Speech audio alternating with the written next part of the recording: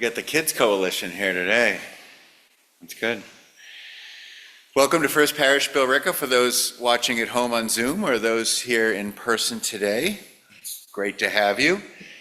We always start, given that we were in part we're the first settled church for 15 miles, 1658. That goes back quite a ways. And we have a special moral responsibility, at least we feel that here, particularly around the Thanksgiving time, to acknowledge that, for as much credit and real proximity to our European ancestors had, to the start of the holiday, native populations weren't always treated that well, as we know.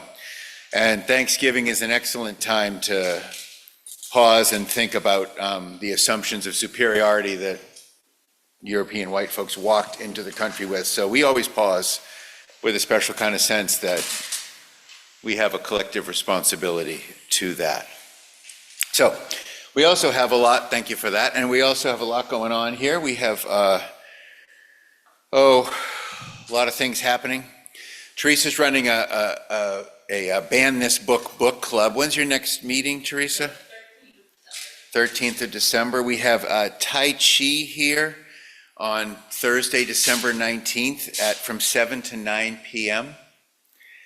We have a book theology discussion group on Saturday morning. For a small group, we have a lot going on. 10 o'clock to about 11:30, 12 o'clock, we sit and we have sort of deep philosophical discussions. We generally learn something. We have a holiday festival that afternoon. It'd be great if we didn't do that, the whole service. Thank you. All activities are great. Sounds not so much. So that's coming up on Saturday. So Saturday is theology discussion group, and then we have a tree lighting festival. This place is packed in the afternoon. Sometime between 2:30 and 5:30, we'll have, I would say, approximating 400 people walk through the basement doors, making crafts, doing things that are tons of kids, big time Santa's coming, the whole deal, as you might know if you're new.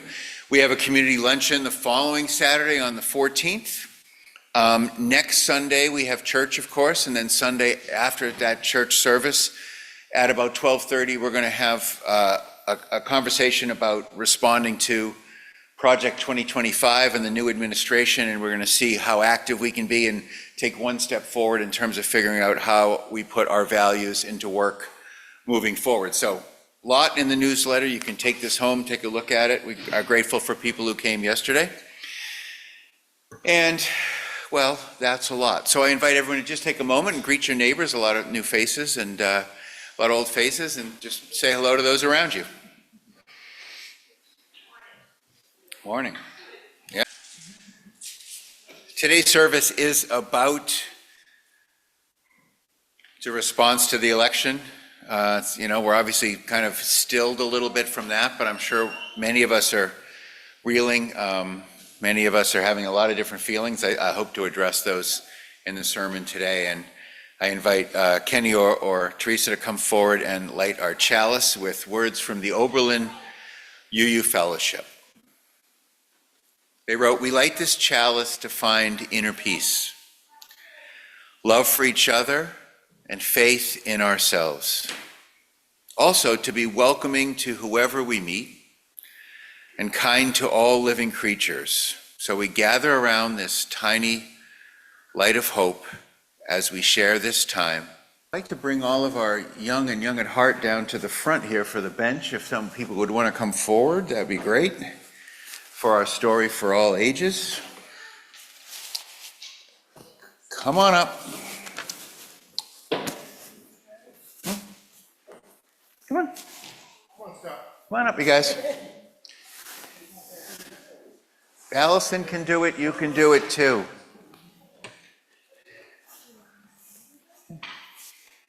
Yeah? Yeah. You can sit on the stool if you want. Here, we can move that.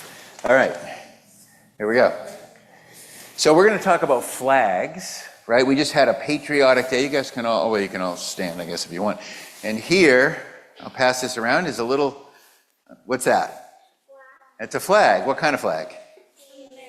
That's right. You can look at the flag. You guys can pass it around. Here's another version of the flag. You guys can share that with each other. Okay. So the standard American flag has become a symbol, of course, right? And we all know it. It means America, doesn't it? More than anything else, right? So, but the flag has had a lot of different rules, just like America's had a lot of different rules and changed over time, always changing over time.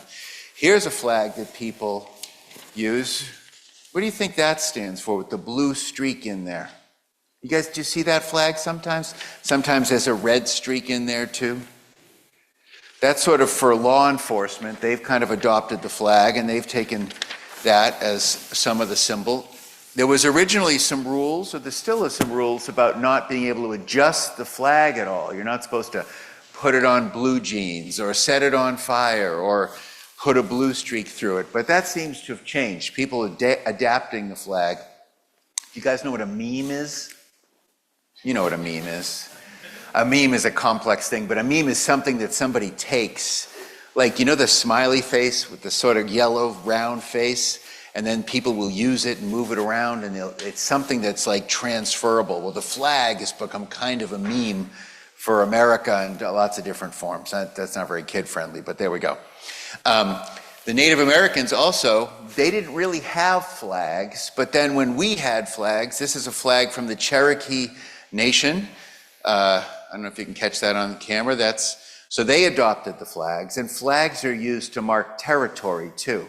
So if you guys are sitting over there with the kids and you say, this is the kids' area, you might just go, boom, put the flag in the ground and say, that's our area, because we did on the moon, right? Yeah, we did that on the moon. And people felt like if you didn't put a flag somewhere, you weren't there, right? So when people go to sort of places like Mount Everest or they go to Antarctica, what do? They stick a flag in the ground, don't they? They do. This was the original flag when we were, do you guys have any idea?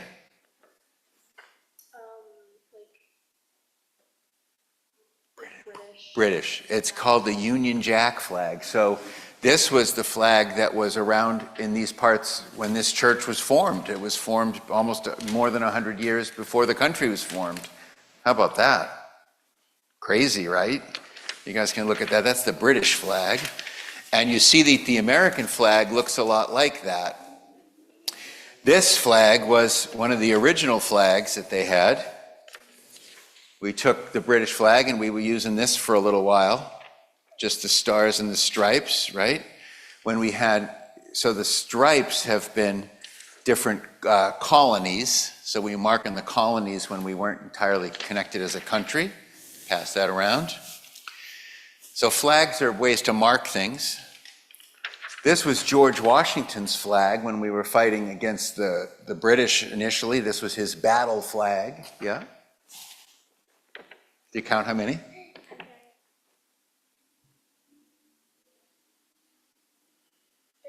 There you go. And how many colonies were there originally? 13. There we go.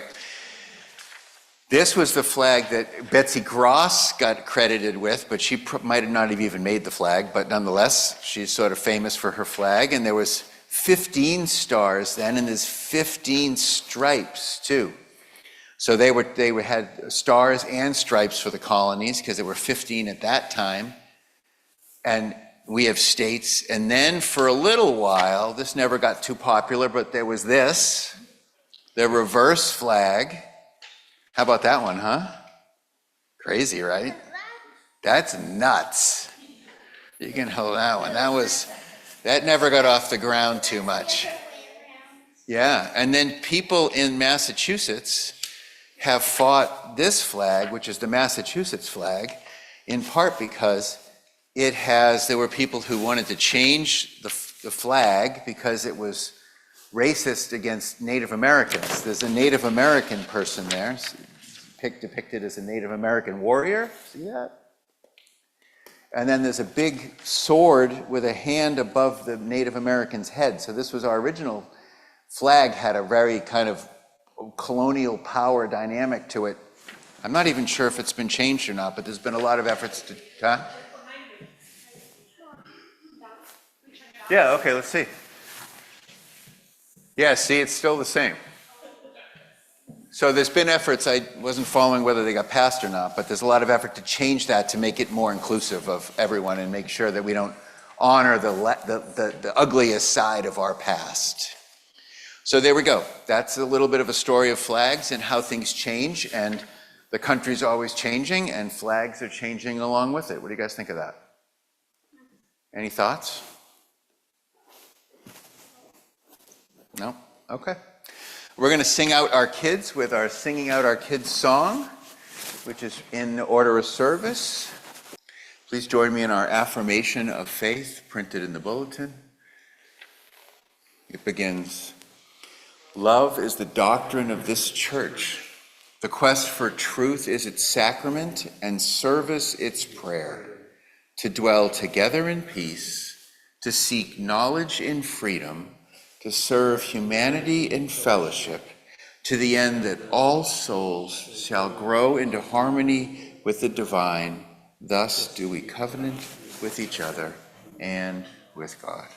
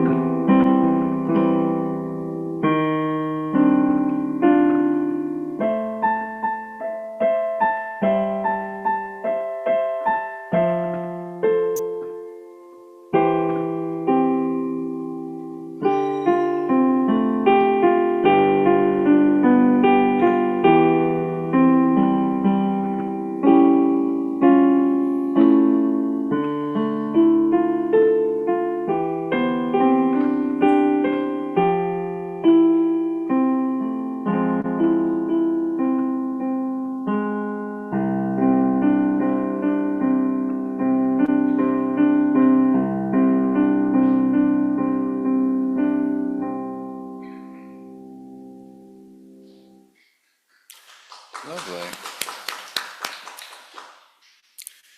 This sermon has four short parts. You're not going to be burdened too long. The first is a journey of the sentiments. I imagine it will resonate with you. I'm not exactly sure, but I kind of just recreated what my first thoughts were come that Wednesday morning, late Tuesday night, when we kind of realized who was going to win the election, or very likely was. In no particular order of importance. Oh God, please no. I must live in some kind of weird bubble. I really thought she was going to win. Damn, it feels like that gross November Wednesday morning 8 years ago. What's wrong with people? Don't they know? Or don't they care? Policy and politics aside, how can anyone, I thought to myself, vote for someone, to the most important person in the world, so obviously narcissistic and unhinged? How? Slow burning feelings of sadness, the angry, perplexing thought, how can the promise that the price of eggs drop be more important than the overt threat being made to democracy itself? Or is that my privilege talking? I didn't do enough. Perhaps worse, I thought, I can't think of anything I would have done in the last 3 months that would have not felt like a waste of my time and energy. I mean, a combined $1 billion, I thought to myself, was spent in Pennsylvania alone, and they basically voted like every other swing state did. Well, this is going to be interesting. Interesting, like discovering that a bear has decided to slowly follow you on your hike. Maybe I'm missing something. I feel like a German in the late 1930s, except with the full hindsight of what happened next. Thank God I live in Massachusetts. It's a good thing we're not on an ecological tipping point and need every country on earth to be committed to the incredible difficult transition required not to erode the one planet we know we can live on, which to me is the most terrifying part of all of this. And there's no chance Biden would have done better, is there? No. Followed by, do poor people really think he's going to help them? Do they? Do rich people think they need more money? I don't get it. Act 2. Act 2 became a homily I would like to deliver, not to you, but to Joel Osteen's church in Houston. So I want you to imagine yourself in an evangelical church of any kind for my indulgence. His church meets in the old Astrodome and refused to open its doors to those flooded out in Hurricane Harvey in 2017, if you remember, but any large evangelical gathering would do. Wake up. You're supposed to be Christians. That title, comes with a certain standard of impulse control and prudence. From the Good Samaritan to Jesus' challenge to help those who, don't cast a stone unless you've not sinned, to Jesus' call to help the least among us, to serve him, to the poor will always be with you, to the Beatitudes, it's not that confusing. The call to lift up the inherent dignity of those you are least likely to see dignity in is at least a strong part of what it is to be a Christian. If you're going to call yourself a follower of Jesus, you have to side with the poor, not attack them. If you're not doing something resembling that and not the opposite, you're not doing it right. And if you don't know that, you should. That call, if you haven't heard it from this pulpit before, is that people at the border, just to pick one group, are not particularly criminals. They're not drug dealers, they're just poor people who want a better life for them and their kids. So before you buy into the idea that the morally right thing to do is to be tougher on the less fortunate of all stripes, allow Jesus to help challenge you. Please. Yeah, our immigrant situation is a mess because the world's a mess. Unequal, unfair, unjust. Challenge yourself to escape your comfort, please. So before you over coffee with your friends testify to how soft the Democrats' immigration system is, just imagine what it might be like to ride on the top of a crowded train from Panama north with a kid under your arm because you're desperate and scared and you feel unwanted at every step, at every border, and spend everything you have to pay to some coyote to hopefully sneak you across the border to get caught, separated from your child, and put in a detention center. Jesus calls us to at least that shallow level of imagination. The funny thing is, we in the churches I serve, who lean left, got no easy answers for the real problems we face either. We don't. But you know this. The reason we want to extend rights and protections to trans people and women and minorities and worry about the situation in Gaza and want to fund the Ukrainians for the most part, and the reason we're a little softer on the desperate people at the border and people with disabilities is because they're quite simply, we care about them. My people can't deny, can't help empathizing with them as humans. That's it. Funny thing is, neither could Jesus. We're not crazy. We, like him, are just trying in an impossible situation to mix in a little bit of kindness. Please try that. We don't like criminal behavior any more than you do. We don't. If someone's a criminal at the border, we don't want them in. Same for abortion. We aren't encouraging anyone who wants to have a kid not to have one. We're just trying to keep a lifeline open for a woman who finds herself pregnant and not in the place that she can raise a kid in. Simple. So stop.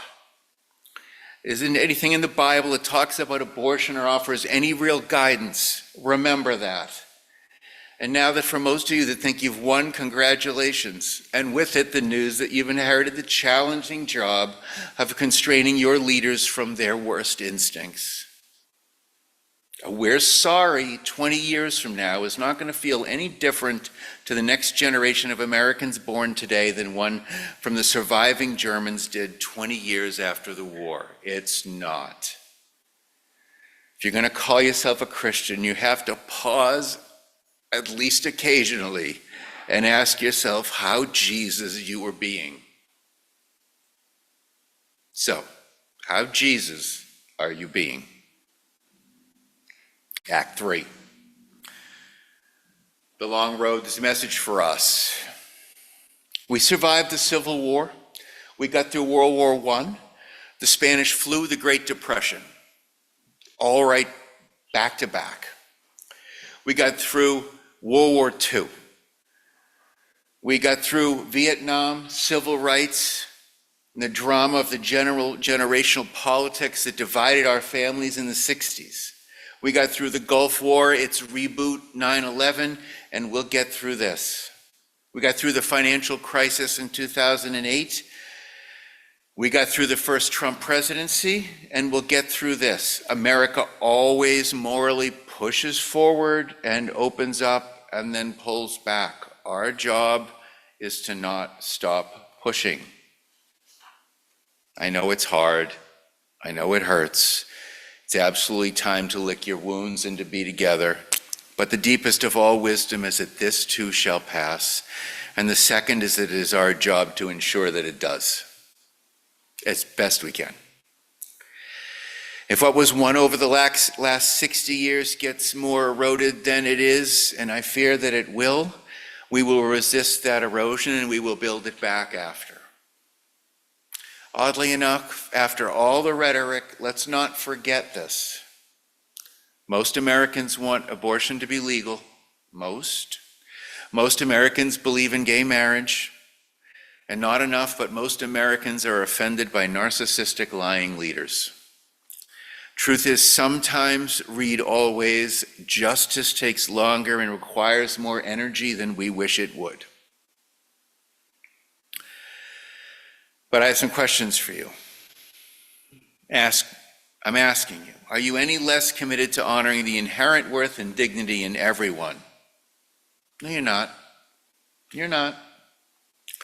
Are you as confused as it might be in detail? Are you any more confused that at the international level, we should be collectively building blocks in place to create a real peace in the world so everyone has what they need in a basic sense?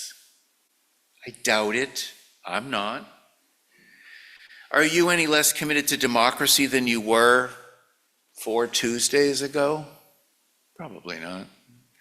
If you don't mind me boldly speaking for you, you're just disappointed that a very small but important percentage of Americans didn't lean your way. Tiny sliver, no mandate. When you woke up on Wednesday, was the nature of our true interdependence with one another and with the precious, fragile planet that we live on any less true? Nope. Do you, since the election results have become clear, any less firmly believe that you're engaged, that people are at their best when they're engaged in their own free and responsible search for truth and meaning in their lives? I bet you're not. Do you think that the principles that guide nations and religious institutions should be a concern for peace and justice and equity and interdependence and a communal spirit to make the world a healthy place? I doubt you do. We lost a round, an important one. But we, and I mean our values, will eventually win, creeping forward because they're the highest truth. Reinhold Niebuhr says, "Nothing worth doing is completed in our lifetime. Therefore, we must be saved by hope. Nothing true or beautiful makes complete sense in any immediate context of history. Therefore, we must be saved by faith. Nothing we do, however virtuous, can be accomplished alone. Therefore, we must be saved by love." And our fourth act is a piece by Barbara Kingsolver that Liz is going to read for us.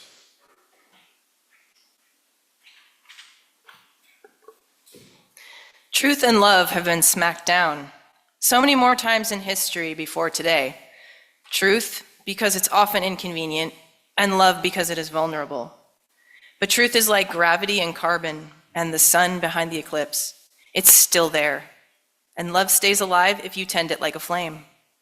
If you feel crushed by unkindness today, it is a time for grieving, reaching out to loved ones, noticing one bright color somewhere in the day, remembering what there is to love. Starting with the immediate, the place and people we can tend ourselves and make safe. We can't save everything all at once, but it's still worth saving something, because there are so many of us to do it. And we are all still here today exactly as we were yesterday, like gravity and carbon and the sun behind an eclipse. Amen. John Douglas Traversa says, "In a world filled with darkness of ignorance, let us bring the light of reason. In a world filled with the darkness of despair, may we share the light of hope. In a world filled with the darkness of hate, let us shine the light of love. Go in peace. Be peace."